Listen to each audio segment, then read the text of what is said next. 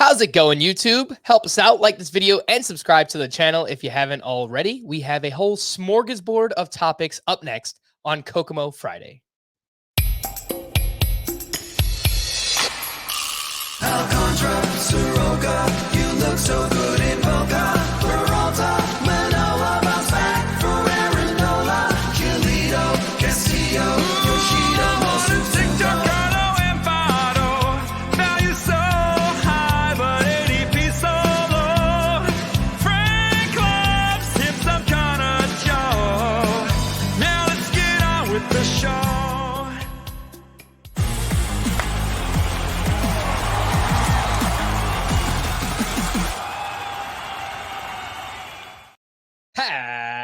Happy Kokomo Friday and welcome into Fantasy Baseball today. Frank Stampfl joined by Chris Towers, and today's show is all over the place. I asked you, the people, what do you want to hear throughout the All-Star break?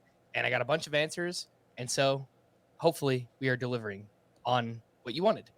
Which closers could be traded leading up to the trade deadline? Pitchers with potential innings caps, sell high options, category targets. I don't know if we'll get to all of it, but hopefully we will. Similarly to our previous two podcasts, we're recording this in advance, so bear with us if we talk about anyone who happens to get hurt. Hopefully no one gets hurt because we want everyone to stay healthy. And hopefully when you're listening or watching this, I'm in a food coma somewhere in Aruba with a cocktail in my hand, enjoying life. Chris, I know that you're also headed out on vacation. Where are you? Well, when people are watching this, I'll be back home. Oh, you're back. Right. But earlier in the week, I am going to Cooperstown for the first time, going to go see the National and then going to the National Baseball Hall of Fame for the first time. So very excited for both of those things. And getting out of the city for a couple of days. That'll be nice. Staying on a lake. Maybe I'll rent a kayak. I've never gone on a kayak, so I probably won't. I'm lazy. But, I'll have the option. I've never been to Cooperstown either, so I've got to make it out. I would love to see it. And by the way, the National, I guess, whatever, just free advertising. I never heard of them, but Chris said they're dad rock. So one of my favorite bands in the world. So very excited if the National want to sponsor the podcast. I'm here.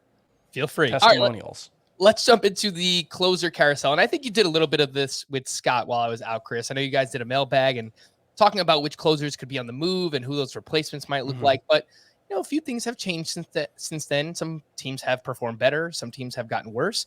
So let's kind of run through some of these teams. And I think the most obvious one is the Cubs with David Robertson. And if he is dealt, I think it's more likely he'll wind up somewhere as a setup man. So that would kind of tank his value. Yeah. But filling in for the Cubs, Rowan Wick has 4 saves this season, but hasn't been great. Michael Givens has the experience. And then you have Scott Efros, who has been the best of the 3. So who do you think would take over for the Cubs if Robertson is moved? Yeah, I would guess it would be Wick, just given how they've used him so far. But yeah, like you said, he hasn't been particularly good. The walks have been high, almost 1 per every other inning, I guess. Strikeouts are fine, but I think Rowan Wick probably just not particularly good. And for what it's worth, he's, in his 5th year in the majors. He's probably got maybe a year or 2 on his arbitration timeline. So he's entirely within the realm of possibility that he's a trade candidate, as is Michael Givens, frankly. This is the kind of thing where, it's not just the closers who are at risk of getting traded when you're talking about bad teams. It's anyone who might have some value. And so, I want to preface the conversation by saying what Scott and I said during that mailbag, which is, I don't necessarily know if any of these situations are guys you want to speculate on ahead of time. Because, one, bad teams tend to have bad bullpens. And so there's not exactly a ton of options on, a team like the Cubs, where even like the guys who are having good seasons, like Michael Givens and Scott Efros, I don't think any of them are so good that you can't miss out on them. So I would guess if Robertson gets traded and everybody else stays, Rowan Wick will get the first chance, but he'd be pretty low on the priority list in terms of who to add. Or it could just wind up being total chaos, like you mentioned, Chris. And it's like the Elmo gif with the fire in the background, and everyone's traded, and Scott Efros is the last one there. And his numbers are pretty good. So I think he's the one that I'm paying attention to most, but there would have to be a lot of moving parts for that to happen. I do agree. I think if Rowan Wick is there after the trade deadline, he probably gets the first chance. For the Rockies, Daniel Bard has actually had a great season. I don't know that they will trade him, but I think there's a possibility that they can look into it. And there's a much more clear replacement here, Chris, in Alex Colomé, assuming they don't move him as well. Yeah, the Rockies are one of those teams that I feel like they don't make the trade that you expect them to at the deadline all that often. And so, there's a reason why Charlie Blackman is still there, and all these guys who you would think, like CJ Cron would be another guy who you would think would be a trade candidate, but the Rockies never seem to be that forward thinking. But yeah, Colomé has been a closer before. He's been, frankly, a pretty good one. He's not the typical closer in that he doesn't get a ton of strikeouts, and it feels like when he's been the closer, there have been a lot of kind of just feels like he's going to lose it at some point with him, and that's, kind of what happened last year with the Twins. So I think it's entirely possible that he becomes the closer if Daniel Bard does get traded, but I'm not, again, I would rather have him than anybody on the Cubs, I think, if that did happen, but, not like I'm going out and adding Alex Colomé. He doesn't get a lot of strikeouts. He's, always going to have a fairly high whip, and he plays a course half the time. So, even if he remains the closer and does a good job, he could have an ERA around 4. Yeah, and if both of them are traded, we're probably looking at Carlos Estevez once again. And pretty saw how that happened last year. Very high ERA, but I know people are desperate for saves down the stretch. Yeah. The Marlins, I don't think the Marlins will move anyone, Chris, but Tanner Scott has kind of faltered a bit lately, and Anthony Bass remains their best reliever. Do you think that's something we could see in the second half? Anthony Bass, the more traditional right-handed reliever, start to work his way into the closer role. Yeah, I mean, remember when they traded for Bass, it was with the intention of making him the closer last season. He got about a week in the job and then blew it. And has actually been quite good since that first 2 weeks of last season.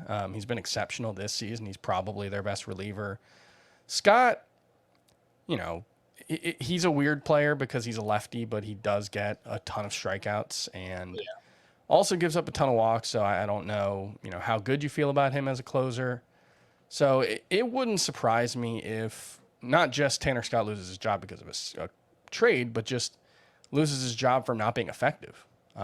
So yeah, that's certainly one to keep an eye on. And yeah, I think I would have a lot of interest in Anthony Bass. I think he's probably the best pitcher among the 3 teams we've talked about so far. Yeah, I would agree with that as well. And obviously, he's not a great team. They're all right, but a great ballpark, great venue to pitch in as well there in Marlins Park. The Diamondbacks. Does any team want Mark Mcclanahan this year and for $6 million next year? I don't think so, but stranger things have happened. So if he were moved, Ian Kennedy is currently hurt, but I think if he returned, he would get an opportunity. Joe Mantiply, all-star Joe Mantiply, he's a lefty, but doesn't walk anyone, and he's been really good. Do you think anything happens with the D-backs? I mean, I think they'd probably have to eat a significant amount of money to get Melancon out of the picture, but if they could get a decent prospect out of it, I think it makes sense for them to do. So sure, I think there's a chance he gets traded, and Mantiply has been very non-traditional in terms of what you look for a closer. He's not, he doesn't get a ton of strikeouts. He doesn't throw super hard. He's a lefty, but he's been incredibly effective this season. He was pretty good last season. So I think if he got the job, I'd be somewhat interested in him. The Nationals are awful this season, Chris, but Tanner Rainey recently went down for injury. He's likely out for the rest of the season. Kyle Finnegan profiles as the next closer up, and he was okay in the role last year. But I don't know that any team is going to come knocking for really any of the Nationals relievers. But if it were to happen, Carl Edwards has been okay, and I guess that's the one that I would speculate on. But this is just a really bad team as well. Yeah, I mean, like I said earlier, that none of these situations are ones where I would be looking to add someone before a trade happens, unless it starts to look imminent. But right now, speaking, more than 2 weeks away from the deadline, there's nobody here that I would add. Kyle Finnegan is, I think, fine is the right word for him. I think he's probably, an average-ish reliever. I think Carl Edwards Jr. is probably about the same. We've seen some good seasons from him. We've seen some really, really bad seasons from him. So I wouldn't be terribly excited about him. And look, that's the case with all these teams. They're bad teams. They don't have an abundance of talent. So for the most part of the teams we've talked about, I think Anthony Bass would be clearly the most interesting if he became the closer. And I think he probably has the best chance of just becoming a closer of any of the people we've talked about. Yeah, I think so too. The Angels are interesting, Chris, because obviously they've underperformed, even though they have two players constantly making history. Well, one for sure in Otani, but they're not a good team. And they have Rhizo Iglesias, who's kind of struggled this season. I don't know that they'll be able to move him because he signed to a 4-year contract 3 years after this season. So it might be tough to move that contract, but if some team steps up, like the Red Sox per se, where they're a bigger market and they could use a proven closer, I could see it happening. So if it does, Ryan Tepera is probably the next one up for the Angels. Yeah, and for what it's worth, I have no concerns about Rhizo Iglesias. The ERA is a little high. There have been some hiccups, but for the most part, I think he's going to be very good moving forward. And so whether it's with the Angels or with another team, I have no real concerns about Rhizo Iglesias. Ryan Tepera is pretty mediocre, so I wouldn't be super excited about him. But yeah, if he gets the opportunity, I mean, it's weird because Rhizo Iglesias only had 34 saves last year, despite leading the majors in games finished.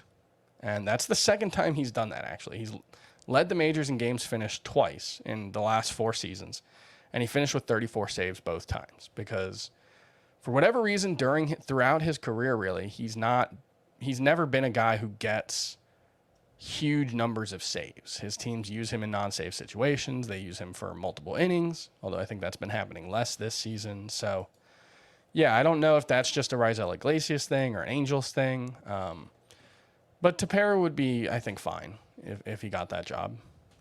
I don't think it's likely that these players will be moved because they have so much team control. But again, weird things happen around the trade deadline, and you'll be surprised. The Tigers, Gregory Soto is there, and obviously it's been a letdown of a season for Detroit. I think if anything were to happen, Michael Fulmer would be the next man up. The Royals, they have Scott Barlow. He's actually been tremendous this season, but they're not great. I think he has like 3 more years of team control. Josh Stallmont, we've seen get some saves earlier in the season, or even Taylor Clark, I think is a name to pay attention to there. The Pirates have kind of leaked that they're not going to move David Bednar, and I don't think that they will. But let's just say that they're blown away. Yeri De Los Santos is the one that has picked up saves whenever Bednar is unavailable. And the Orioles, I know the Orioles are one of the best stories in the first half, but maybe they go on a 10-game losing streak leading up to the trade deadline, and it turns out they want to move Jorge Lopez. I think he also has 2 or 3 years of team control, so it's not likely. But Felix Bautista has been very, very good behind him. Chris, do you think any of these closers under team control could be moved leading up to the deadline? I mean, I think Bednar, if I were running the Pirates, I would move him just because he's been a little shaky lately. He had that back issue for a little while that, I think you can be a little worried about. But I think all of them are unlikely. The Orioles, the bullpen's arguably been the strength of that team. They've got really, really good bullpen between Jorge Lopez, Felix Bautista. Dylan Tate has a 2.55 ERA as a kind of multi-inning guy. Cionel Perez has really good numbers as well. So that's actually one where, man, they've got I didn't realize they've got 6 guys in their bullpen with an ERA below 2.5. That's really impressive. But yeah, I think Bautista has looked really, really impressive. And if he got a chance, I think he could be very good. I like what he's done so far. He throws super hard. So if something happened to Jorge Lopez, whether it's a trade or an injury, I don't think performance would be an issue at this point. Bautista would definitely be someone I'd be interested in. All right. Which teams could be in the market for a closer? I think the Minnesota Twins are like the top of the top. Obviously, they have Yohan Duran, but they've been so hesitant to move him into the closer role. I think he would be fine if they give him that opportunity, but they seem to like to use him in high leverage situations. And Emilio Pagan has been a dumpster fire. The Boston Red Sox, Tanner Houck has emerged, and he's been fine, but maybe they want someone with a little bit more experience. The Cardinals, Ryan Helsley has been very good in his role. Giovanni Gallegos, not so much. It's shaky. Again, maybe they want someone with more experience. The Phillies, they signed Corey Knebel. That didn't work out. They're kind of using this tandem of Sir Anthony Dominguez and Brad Hand, which I think could work. Knebel got a save last week, too. Yes. And it was like, I think the day after both Hand and Dominguez had worked. So, they're kind of going committee right now. But again, maybe they want someone that's a little bit more proven there. And I'll just throw this name out there, the Padres. Just because Taylor Rogers has struggled recently, the underlying numbers are still pretty good, but I think I saw his last 18 or 19 appearances. He has an ERA over 8, something like that. So it's really surprising. And Taylor Rogers has struggled. Chris, do you disagree, agree that these teams make the most sense? Is there someone I missed maybe? No, I think those teams make the most sense. Looking around, I don't know. Like, the Rays, I think, are always a candidate to make a trade. I don't necessarily think it would be for a closer, but we've seen them, in the last couple of years pick up high leverage relievers. So that one's a possibility. I thought maybe the Mariners, if they want a proven guy, but Sewald has been good. Oh, so I think Sewald's one of the best relievers in baseball. It's just, you know, it took them such a long time to settle on him as a closer that it could be like the Twins thing where, maybe it's just they prefer Sewald in a more flexible role, although, part of that is they do have a strong bullpen in its own right too. So it's not like they're in desperate need of another guy. And maybe the Dodgers, that's a team that takes a lot of swings. Obviously, it would have to be like Kimbrel has been just really mediocre this season. But I think it would still probably have to be more like an injury. But we did just see Brusdar Graterol go on the IL with a shoulder injury as we're recording July 14th. They have a strong bullpen, but it's a very much like a no-name bullpen kind of situation. Like Evan Phillips got a save the other day. I think he was a Rule 5 pick, or did they pick him up off minor league free agency or something? Like, he's been awesome for them, but Craig Kimbrel's got kind of the only guy you've heard of there. So, if something happened to Kimbrel, or even if they just wanted to solidify the back end of that bullpen, the Dodgers are, I think, a wild card. Although Blake Trinan did throw a bullpen session in recent days, so he's working his way back. Mm-hmm. I'll throw the Rangers in this mix as well. I know they're kind of battling for a wild card spot. Brett Martin has been good for them this season, and he seems entrenched as their closer for now. But again, maybe they want someone who has done it a little bit longer than him.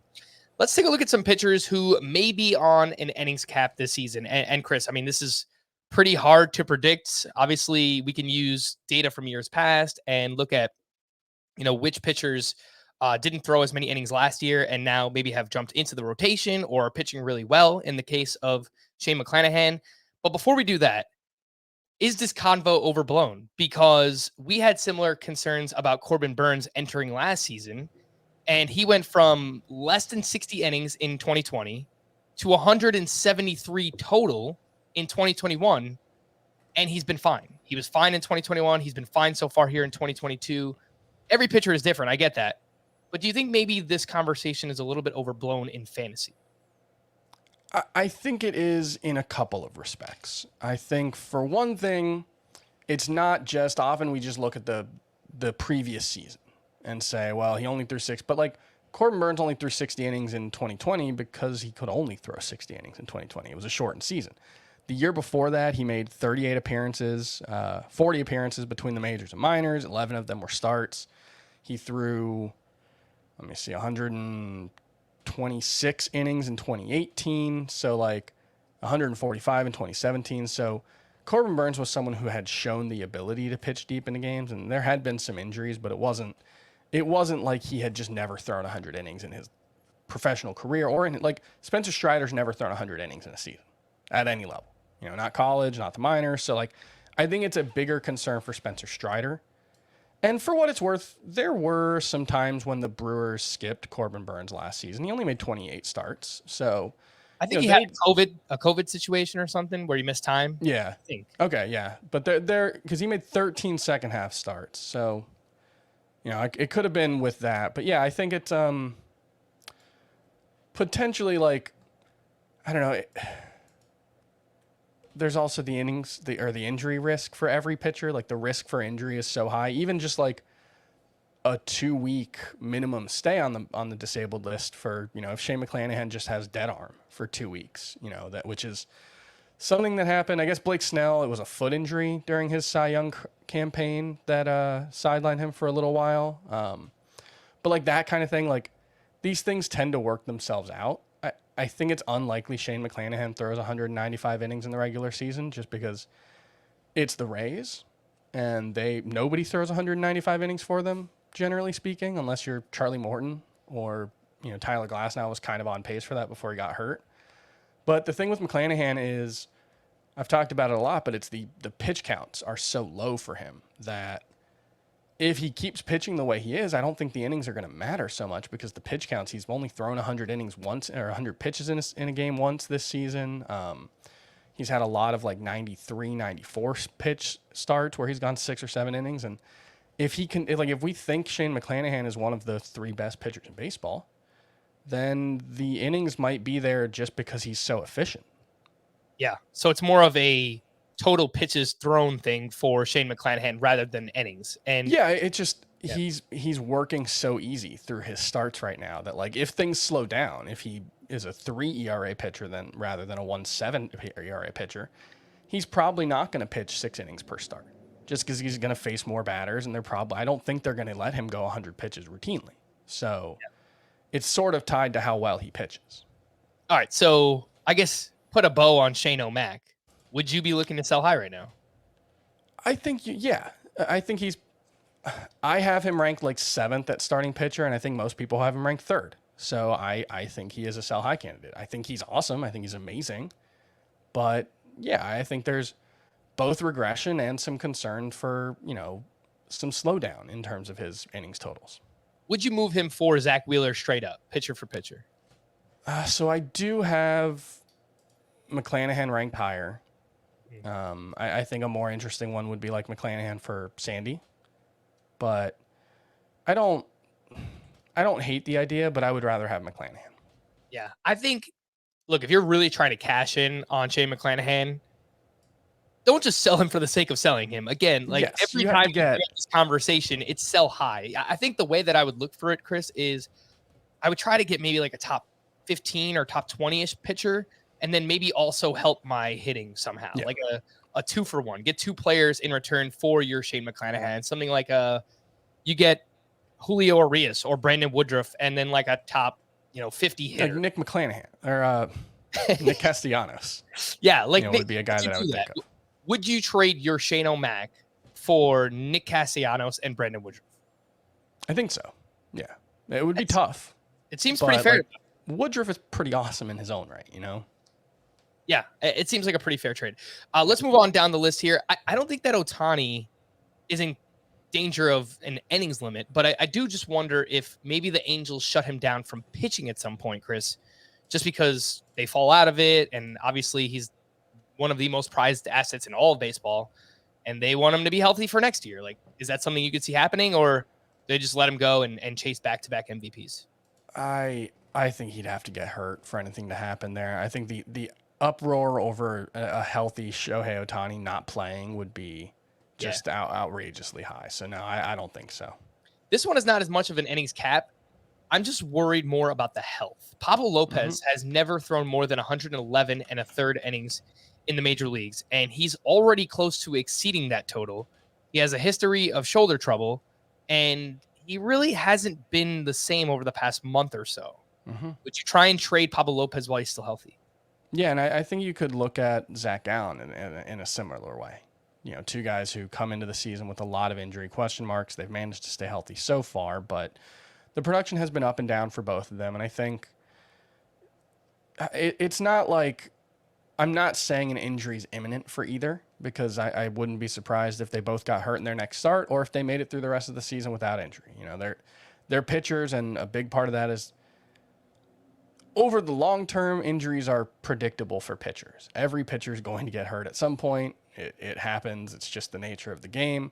And pitchers who have been hurt in the past, like Zach Gallen and Pablo Lopez, are more likely to be hurt in the future. But Whether that means in the next 3 months or the next 3 years is a different question. So I think you might have missed your best sell high window for both Pablo Lopez and Zach Gallen already. So that would be the one reason why I might stick with them and just ride it out, because I think they'll pitch better than they have over the last month or so. So if that's weighing on people's minds, then yeah, I think you can hold on to them. I think pitcher for pitcher trades are generally pretty hard to pull off, but if you can sell Pablo for someone who's maybe not as good on a per inning basis, but gives you more volume, someone who's ranked just a little bit lower, like a Logan Webb or a Framber Valdez, Luis Castillo, is that something you would look into doing? I think it's interesting. Yeah, I think like Framber, especially in a head-to-head points league, is really, really valuable because he just goes deep into his games so often. He's kind of an off-peak Dallas Keuchel in a lot of ways. And Logan Webb kind of is too. So I think those are both interesting because I think they'll both, they're both better bets for innings than Pablo Lopez is moving forward. Tony Gosselin, he is the Cat Man. Chris, what do you think about the song Scat Man? You a fan? Yeah, that's a song. Man. Whenever I heard that song when I was a child, I would go crazy. Anyway, Tony Gosselin, he's at 93 2/3 innings at the time of recording this, and he only threw 72 1/3 total innings in 2021. That was the minors, the majors, postseason all combined. He did throw 128 in the minors back in 2018. So we kind of have a bit of a Corbin Burns situation going on here, Chris, where he's kind of done it in the minors at some point, but didn't do it in 2021. What do you think about Gosselin? And Gosselin, he made 24 appearances in 2019, so I'm assuming there was something going on where he missed a little bit of time. 2021, he missed quite a bit of time to start the season with a shoulder issue, so I don't think it's as clear cut as Corbin Burns, where Corbin Burns had definitely done it before multiple times, and made it through a full season staying healthy, just not necessarily picking up the big inning totals. So I think there's definitely some risk for Gosselin, especially pitching for the Dodgers, a team that has been, very, it's weird, like aggressive in not being aggressive, I guess is the way I would put it. And he's another guy like Shane Mcclanahan. He's yet to throw 100 pitches in a start. He only has a season high of 96.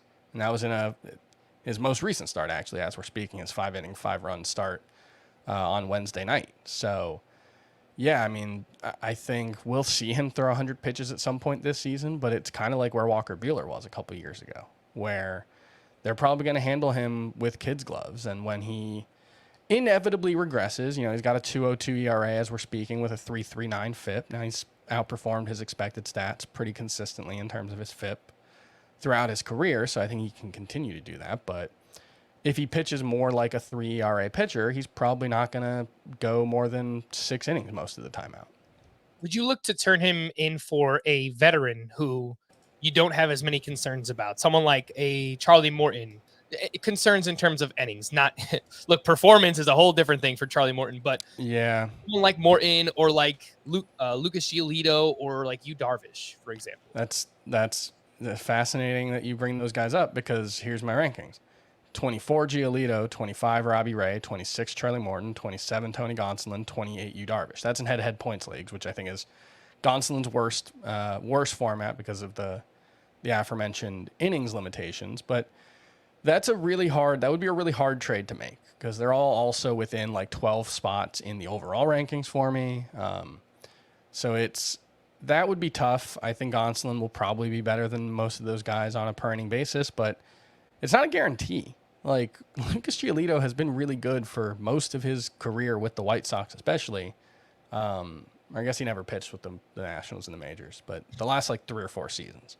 Robbie Ray has looked really good recently, so I think I would move Tony Gosselin for Giolito or Robbie Ray. Maybe less so Charlie Morton or Yu Darvish. All right, a couple other names here. Spencer Strider, you already mentioned, Chris, has not hit 100 innings at any point in his career. Christian Javier, someone we spoke about last week, who is currently at 78 1/3 innings. He threw 112 last season in 2021, so maybe not as much concern with him. And a few other names: Joe Ryan, Michael Kopech, Mackenzie Gore. I think we're already kind of seeing that transition to the bullpen. and Rowanzi Contreras.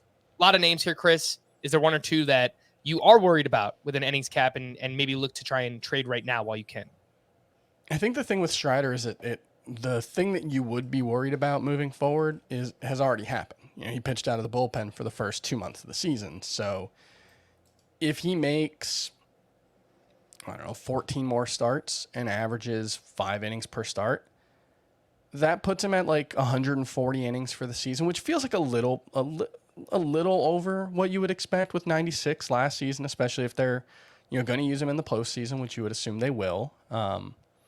So I wouldn't be surprised if we see them skip him. They've got some guys in the minors that they could call up and, skip Spencer Strider twice, and maybe he makes 12 starts down the stretch and throws 60 more innings, and that might be a little more manageable. All right. Anyone else here that concerns you of the Javier, Joe Ryan, Kopech, Rowanzi Contreras group? You've got Michael Kopech there. I think that's an interesting one, also just because he hasn't been very good of late. He's kind of a fastball only guy right now, and his fastball has been getting hit hard. So, I think that's one that I wouldn't be surprised if they transitioned back to the bullpen or gave him some time off at some point, especially if they, continue to trend towards not making the playoffs. So that's one. And then, let me see. I'm sure there are some others.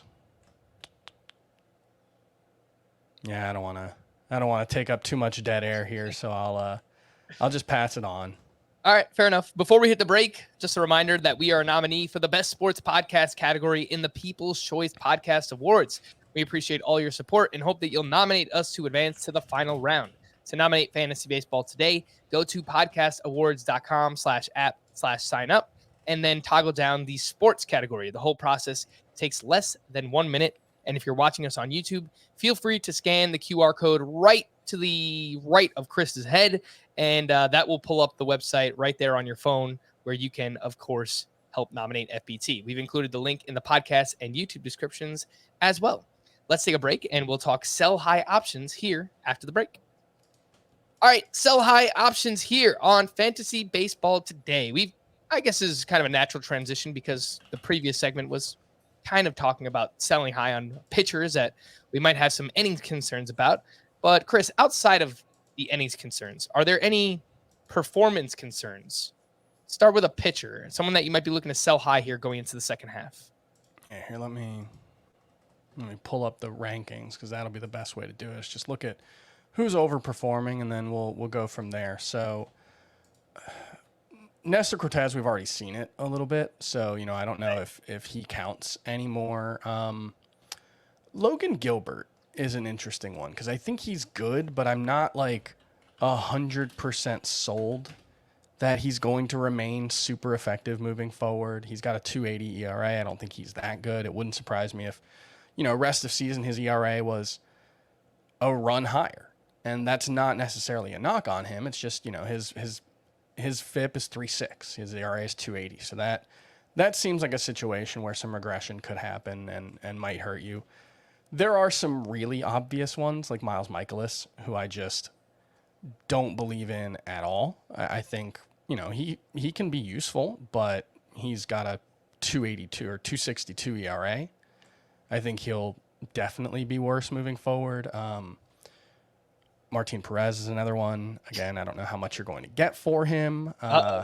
You just pissed off all of Rangers fandom, Chris. They're coming. Yeah, Taiwan Walker has a really good ERA, and we saw something similar from him last season. I think he was an all-star last year and then was just a disaster in the second half. Shane Bieber, if people are viewing him as like an ace again, because I think he's more like in the 13 to 15 range. He's one of those guys who hasn't really moved in my rankings all that much. I think he was 13 coming into the season, and he's 13 now. Corey Kluber is a name. Corey Kluber carries some weight just in name value, and his underlying numbers are not nearly as good as his surface numbers. So I don't know how much you'll get for a Corey Kluber, but in a deeper league where someone needs pitching, you might be able to get like a decent bat, a starting worthy bat in exchange for Corey Kluber. Yeah, and we mentioned it in a recent podcast, but Paul Blackburn, he's kind of fallen off. I don't know if he really counts as a sell high anymore because the last like 8 starts have been a disaster for him, but he's a sell high candidate for sure. Yeah, I think that's a decent number of names that we can go with. Fair enough. Let's move over to some potential sell high hitters. And I have one here, Chris. You tell me what you think about the logic. CJ Cron. CJ Cron, who is having an amazing first half with the Rockies. Of the final 69 games the Rockies play this season, 39 of them come on the road. So only 30 home games left. Yeah, it's still a good amount, but proportionately, there are a decent amount more road games than there are home games, and the splits are crazy for it's like a lot of 400 the OPS hitters, point, but especially for CJ Cron. So, what do you think about potentially selling high on him? I think that makes perfect sense. I mean, he's just not all that good away from Coors. We've seen that the last couple of seasons. I don't think if he played for another team, he would be a sub 700 OPS bat like he looks like, but clearly the majority, an overwhelming majority of his value comes from the half of the time he spends at Coors Field. So I think he's a perfectly viable sell high candidate. Brandon Drury, I'm not sure how much you can get for him, but he continues to rank highly at like 3 different positions. So I think he's one. And if he's traded, Chris, his home road split this season, he's been so much better in Great American Ballpark. Yeah, absolutely. Ty France is another one. I don't know if he'll be as good as he has been, although that slowdown has kind of already happened. What about Charlie Blackman, another Rockies hitter? Sure. Yeah. I mean, that's, I think Charlie Blackman is kind of fringy as is. So he's having a good year. Road games, he's having a decent, he's hitting 270 something with 11, 12 home runs. Like he's having an okay year. I think he's up to 14 when we're recording. 14 home runs? All right. Well, either way, he's playing 57% of his games away from Coors Field the rest of the season. Yeah. So I just think that's an obvious sell candidate. Chris, if you could turn CJ Cron, I'm trying to do the reverse of what we did earlier in the season, trying to sell hitters for pitchers now.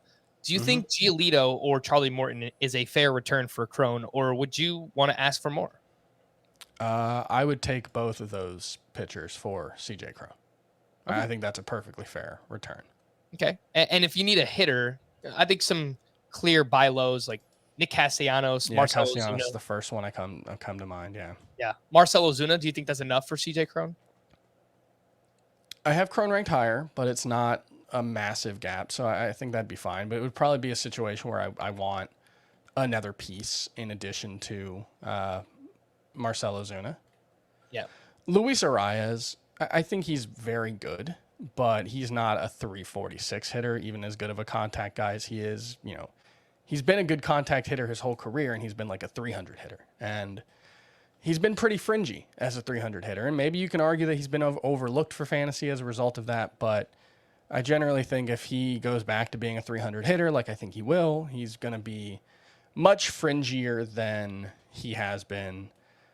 Probably missed your sell high window on Austin Hayes, probably missed your sell high window on Taylor Ward, but I think both of those guys, if you could get something valuable for them, I would do. Yeah. I think that's a good list. And you mentioned Arias. Let's move into our final segment here today. Category targets for the second half. If you need batting average, there is no better help than Luis Arias. Obviously, you'd have to do that via trade. I've noticed he has doubled his barrel rate this year. So I think he's hitting the ball harder in the air when he does put it in the air. And that has led to, a mere 4 home runs. But his OPS is, over 850. It's pretty impressive so far. So I do think he'll slow down a little bit. But look, if you need batting average, there is no bigger help than Luis Arias. On the lower end, Meadow Rosario, mentioned this on one of our podcasts last week, batting like 320 over the past 2 months. So I think he's a batting average help. And in deeper leagues, he's just available. Harold Ramirez, your boy. Yeah, I think Harold Ramirez seems like a, Luis Arias kind of player. You're not going to get much beyond batting average, although I think there's a little more power there. But yeah, I think he's pretty good. I'll point out Keibert Ruiz, continues to run very good expected batting averages with a 258 average. He's got a 300 expected batting average. Again, I don't think there's much power there, but I think there's probably more pop than he's shown. Alec Bohm is another one who the production has been pretty mediocre, and he's dealing with an injury as we speak, I think. But, if he's okay, I think he will hit better than he has moving forward. So I think he can be pretty useful for batting average as well. All right. If you need home runs, I have two Brewers hitters here who might actually just be available in your league as free agents. Rowdy Tellez and Hunter Renfroe. I think, they've proven that they are legitimate power hitters at this point. Chris, obviously there are a bunch of power hitters in the game, but maybe anyone that catches your eye that you'd be looking to acquire. Marcelo Ozuna. Yeah. We mentioned him already. I think he's one of the better buy low candidates in baseball. I want to say someone like Trey Mancini, who's got a very big difference between his slug and X slug, but he obviously plays in a very bad park now for right-handed power. So I'm not sure whether that's going to manifest. Christian Walker, he's been a good power hitter this season without much batting average. I think he'll continue to be a good power hitter who will hit for a better average moving forward. And this is more of a buy low, but Jesse Winker, I think, will be a much better source of power moving forward than he has been. And we've already seen that over the past couple of games. All right. I think most of the time, whenever we talk about home run hitters, you'll be able to use that for RBI contributors as well. Yeah. So if you're looking for that, Jose Abreu is routinely one of the best RBI hitters in the game. And, he's actually underperformed this year. Yeah, in that weirdly regard. has not been this year. Yeah, but he's still hitting for high batting average, decent pop, not as good as he used to. I would actually walking a lot this year, relatively speaking. The White Sox has a career high OBP. The lineup around him has not been great. So maybe opposing pitchers are just kind of pitching around Jose Abreu a little bit more. But I think that'll be fine moving forward.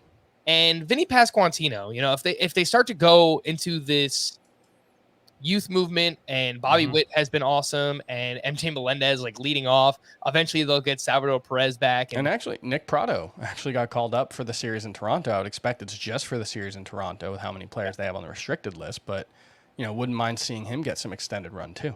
Yeah, but if Vinny P is right in the middle of all that action, then could be some RBI opportunities for him. And then go ahead. Broken record, but Nick Castellanos. Yeah, sure. He's going to hit better, and the RBI will be there. Runs scored. Brandon Nimmo is someone who routinely leads off for the New York Mets, and I think they might go out and try and add a hitter around the trade deadline. So, look, their lineup is great regardless. They've got Lindor. They've got Pete Alonso. So I do think Nimmo will continue to score quite a bit. Alec Thomas for the Arizona Diamondbacks could just be available as a free agent. Ramon Mariano, we talk about a lot recently. I think he probably gets traded somewhere, and that should help his run total as well. Absolutely. Anyone else for you on the runs? You're looking for, I think Nimmo's a good example of a guy who hits lead off on a good offense, but doesn't necessarily do a ton else to make fantasy players excited. We'll see when Enrique Hernandez gets back where he bats in the lineup, because Jaron Duran's been hitting leadoff for them, but Hernandez did he end up scoring 90 plus runs last season? I think he ended up. It was close to it. Close to it, yeah. So, we'll see with him if he gets back soon and is hitting at the top of the lineup. If not, Jaron Duran. I don't know, what his role is going to look like moving forward, but he is hitting leadoff, and I think will be pretty good. All right. Yes. Enrique Hernandez, 84 runs scored in 2020. In 134 games, yeah. Yeah. So that was on pace for over 90. Steals. Jorge Matteo does not offer much else other than steals, but he does run quite a bit, and he does play often for Baltimore. John Birdie, I know he's dealing with an injury now, so by the time you're listening to this, he could be on the IL, but he is the preeminent steals source in fantasy baseball this year. Yep. I think O'Neal Cruz, some of the luster might have fallen off a little bit right now, Chris, and I think he's going to run more in the second half. Obviously, he's a freak athlete. And one more player that you can look to acquire while he's hurt, I think it's still going to cost you quite a bit, but Jazz Chisholm, I could see if he returns and he's healthy, maybe contribute something like 10 to 15 steals the rest of the way. Whit Merrifield, I know he's been bad, but he's still running at a decent pace. He's on a 25 steal pace, and I think if he'll probably hit better than he has moving forward. He's hitting 240 despite not striking out much. So if he's more like a 270 hitter like he was last year, I think the stolen base pace will pick up for him. And I don't know. I would have said Miles Straw if he was able to hit at all, but he's not. Isaiah Kiner-Falefa seems like he might not be playing every day at some point. There's been a lot of talk about the Yankees trying to upgrade there. So, yeah, I do like the O'Neal Cruz call because I think he's gonna, I think he'll run when he gets going as well.